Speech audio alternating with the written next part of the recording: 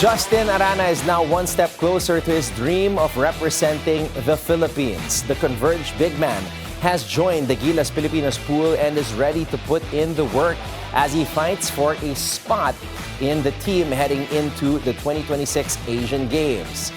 Here's Zeus Valdez with the details. Justin Arana has joined the Gilas Pilipinas pool and is now looking to earn his place in the Philippine lineup for the 2026 Asian Games in Aichi, Nagoya, Japan. The Converge Fiber Xers big man said he is grateful for the opportunity but knows that making the pool is only the first step. Sobrang thankful ako and syempre yun nga, it's a big honor for me talaga na masama doon and syempre yun, nasama na ako sa pool, syempre kailangan ko trabahuin yung spot. Arana is part of a star-studded initial 30-man pool but according to an informant of Abante Billionaire Group, Homer Saison, 3 players have already been assured of their places in the Asian Games squad.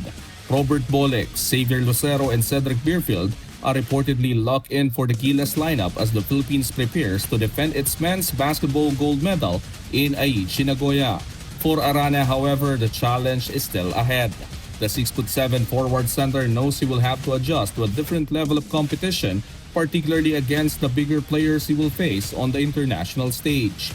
Kailangan mo talagang paghandaan masyado yan kasi hindi yung hindi yung PBA na kumaga mas malaki ka, ikaw yung malaki, isa sa pinakamalaki sa PBA, pero pagdating sa international kumaga sobrang undersized ko. So yun, kailangan ko lang pagtrabahuan talaga.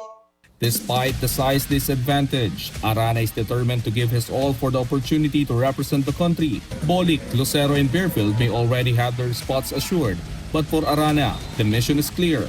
Work hard, prove his worth, and earn his place in Gilas Pilipinas. Reporting for the scorecard, Zeus Valdez, Billionario News Channel.